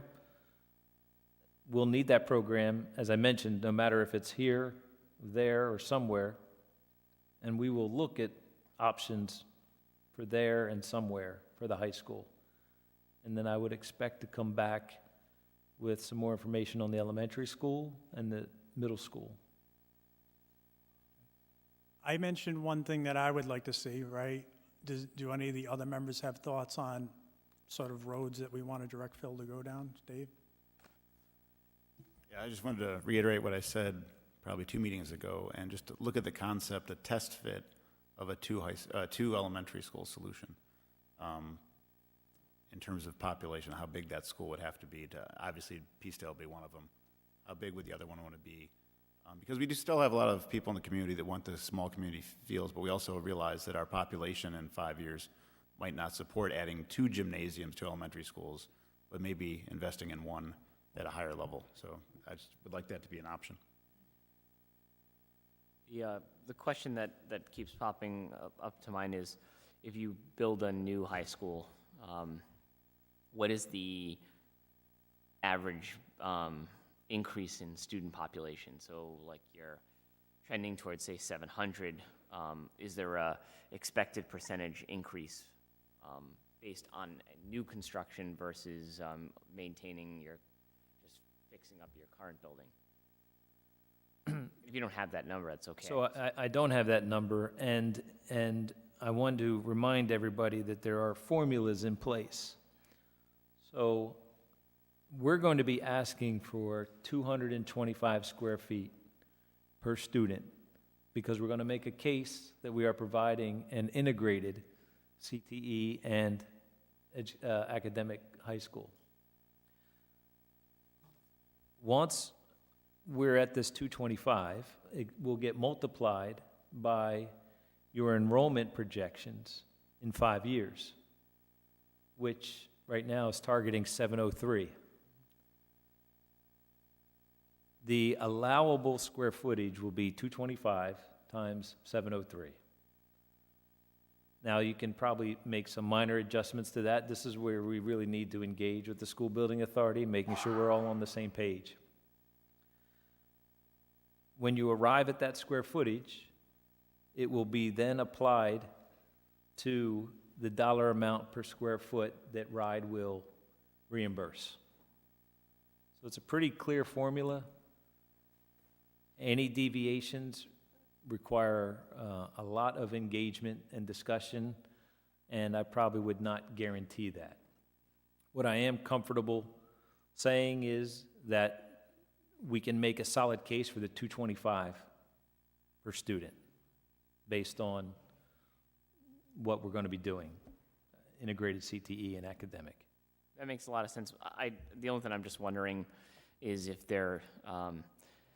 if you're building the school for 720 kids, that would just be my concern, would be if all of a sudden... If you build it, they will come. Yeah, and I'm not expecting like, oh, wow, all of a sudden you're at 1,100 kids. There's got to be a natural, like, oh, wow, this is a place I wanted to go to, and I don't even live in the town. Other towns are probably seeing that, and I'm just curious what that looks like, and if we can make appropriate decisions with the size of the building as a result. Phil, is there buffers as far as like the percentages of what's ideal versus, so if we're projecting for 703, is it like 703, or is there like a 10% give or take?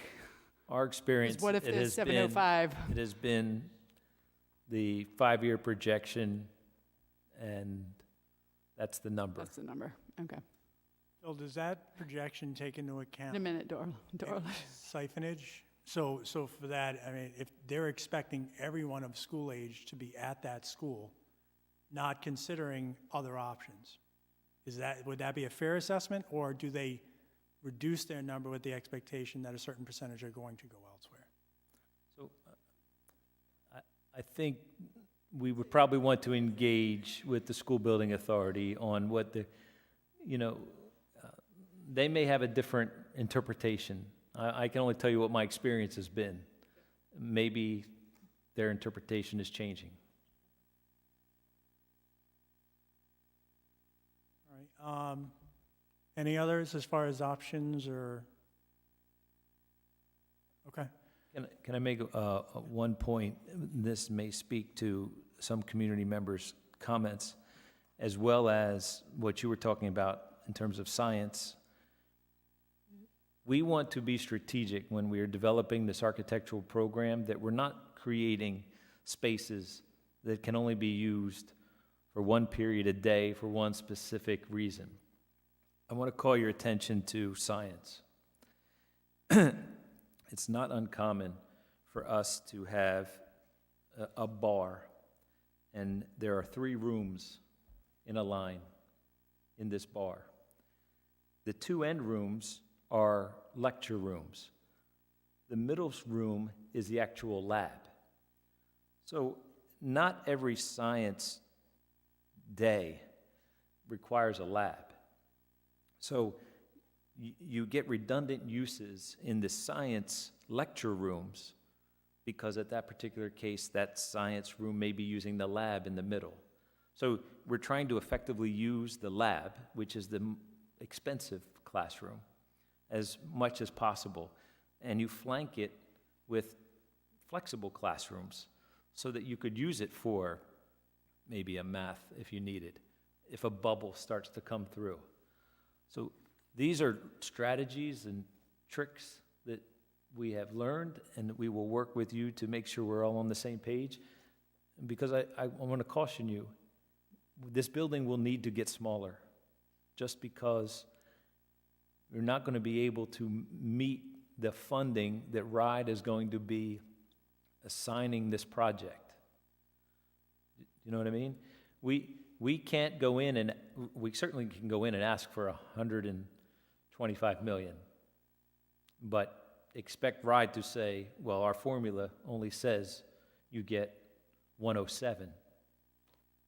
If I am given that limitation of 107, the only way I can get there, maybe take off the track and field, but it's going to be square footage.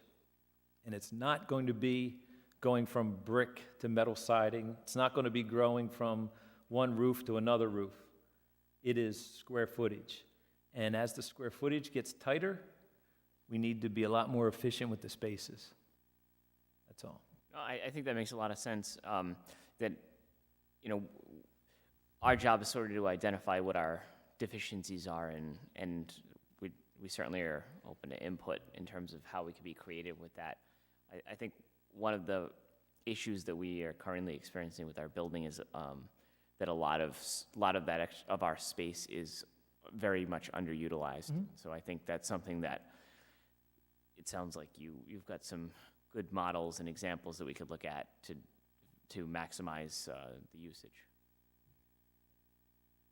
And one thing we haven't really talked about is cost. You know, I got to be honest, when I see 170 million, my hairs go up. Obviously, that's, you know, we're looking at reimbursements, and it's a council decision, but it's certainly, you know, getting on the upper end of our bonding capacity, right? So we have to be cognizant of that. So I think one of the things that I'm asking you to do too is start thinking of that, not necessarily grinding the concepts now, but prioritizing, you know, if we're going to just do deferred maintenance on some of the schools in an equitable manner and focus on the high school versus other options where we're going to add gymnasiums and do other things, some of these things will have to be in play as far as good, better, best. That's my thought, but Kate? Well, and it also is something that we want to keep in mind, that if it can be done in a phased approach. So if we want to do the high school, maybe without the track, right? Or to Dave's point, we do the high school and the maintenance on the elementary schools, but you don't stick on the gyms on 2 elementary schools if 5-10 years from now you're going to take one of those elementary schools offline. You want to plan accordingly. So, I mean, again, and looking at it in a phased approach, so it's not one big, huge chunk at one time. And I think that was important, and that's why we developed some of the questions that we did, because we're expecting this. I don't have a crystal ball, but I can tell you that you will be making difficult decisions. You need to have the narrative to support your decision, and the community really needs to know what the expectations are so that we can rally support for the bond and do something really good. So I think talking about getting that survey out to more people may be a good idea, because there are questions that start to set the tone that this is not going to be one and done. I'm almost glad you didn't pass that $85 million bond, because you would find it very difficult right now to be building what you thought you may be building. Thanks for the silver lining, Phil. We appreciate it. But I think that brings it to, and not to jump, unless, Dave, you have another point on this, it brings us to that next agenda item. One more point. All right, go. And I do think, so in order to give you direction, I think that is the direction, the master plan direction, because it's realistic that we won't be able to do this all at once. So, you know, we'll go back to the track because it's the obvious solution. You're building a school that doesn't prevent us from building a track there in the future, but that may never happen. It may always be at Curtis Corner or wherever, or same with the elementary schools. But let's look at that master plan phased approach, because I think your low number was still more than a lot of people can stomach. Thanks, Dave. All right.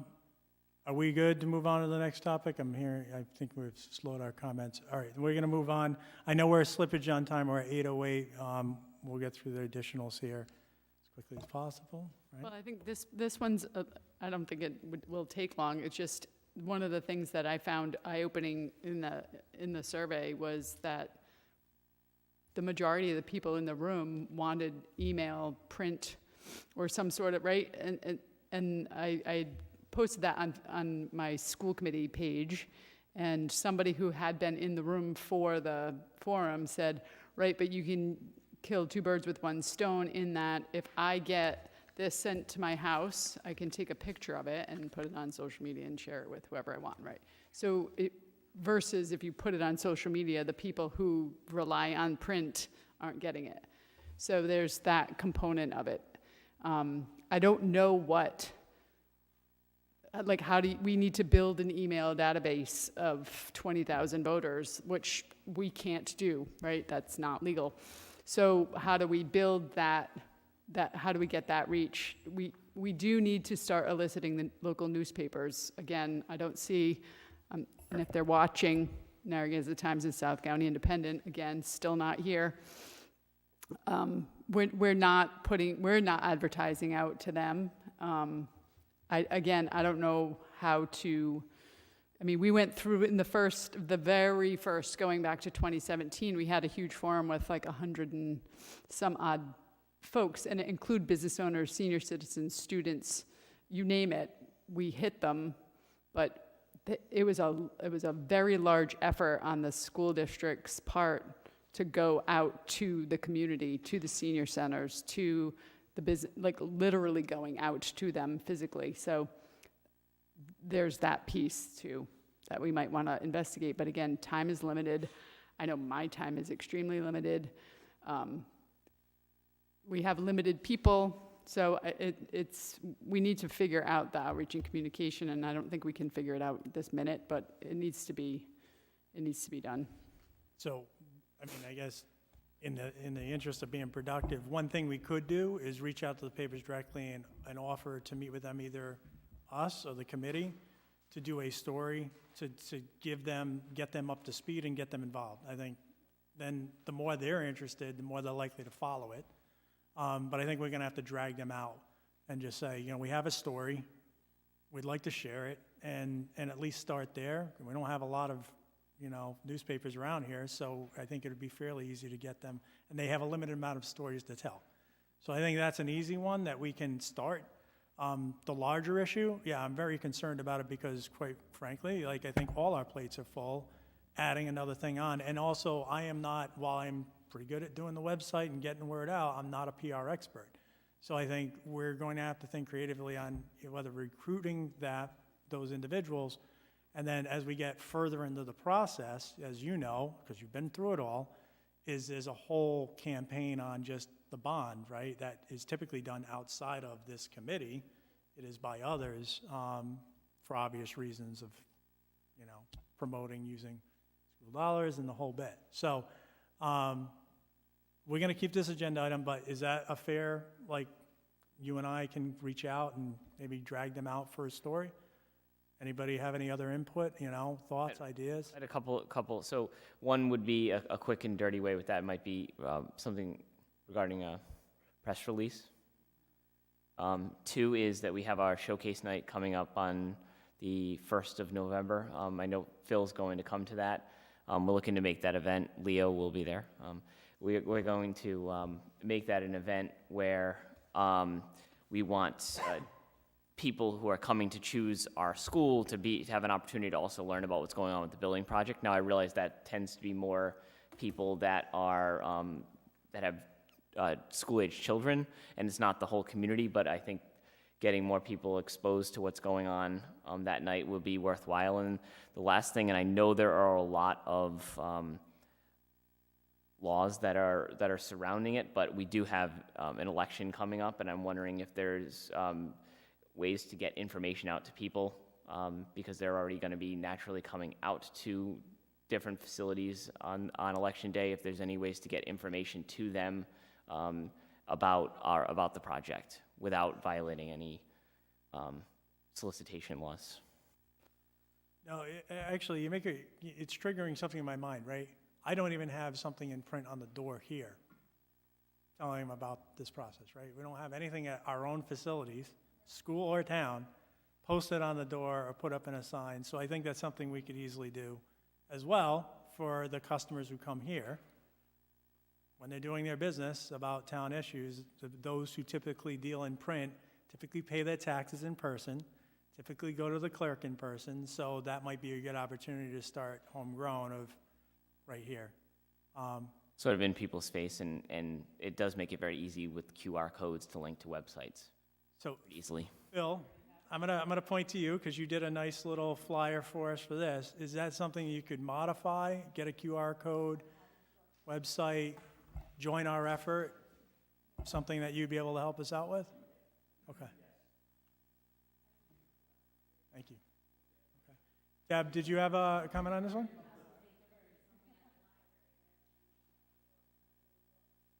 Oh, that's a good idea, checking books.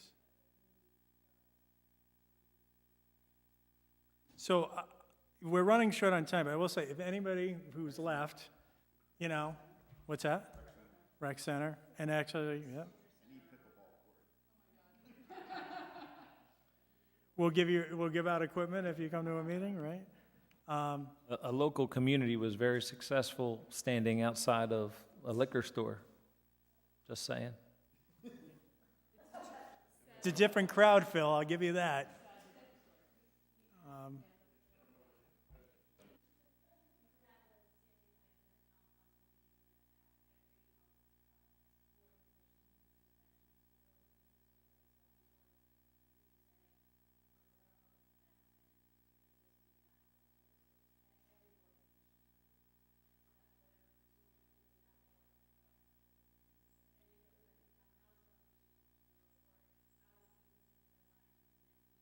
So it's interesting, we do have it on the town manager's report for this upcoming Tuesday. Yeah.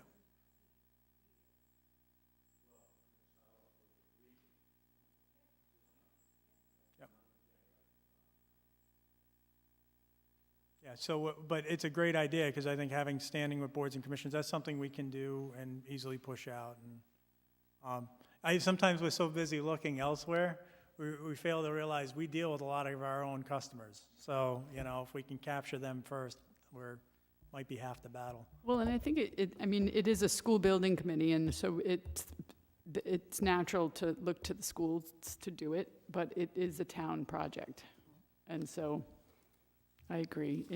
The schools need to do their part, but the town needs to do their part too. We're working on it. I know. Well, I get it. So, and if any other people have ideas, we have our email to communicate through. Give us ideas, pull me aside, pull Kate aside. We're all ears. All right, I just wanted to, on that last topic, we did add a new section to the website with a link to the live feed. There's another option, so if you're on our site, you don't have to then kind of click through, you have that. And then I already showed it, important documents was added on the website, so like things like this will be posted tomorrow for everyone to download and view. Anything else on that topic? All right. We do have general public comment on the agenda. We only have a few people here. I will say that I think we've had a lot of comment tonight, so not in the interest of not squashing anybody, I think we'd like to get to adjournment. Scheduling of next meeting. We had, I think, the 20th. Is that correct? Yeah. So we'll maintain our schedule. There's no changes to that. I'm assuming. Does everyone have, as far as you know, is there anyone going to be absent at that meeting? Just so I have a heads up. Oh, that's right. You're going to be away. Okay. So that's good to know. Okay.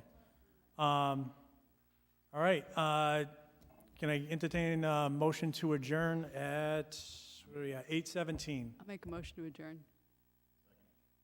All those in favor? Aye. Any opposed? No opposed. Motion passes. Have a good night.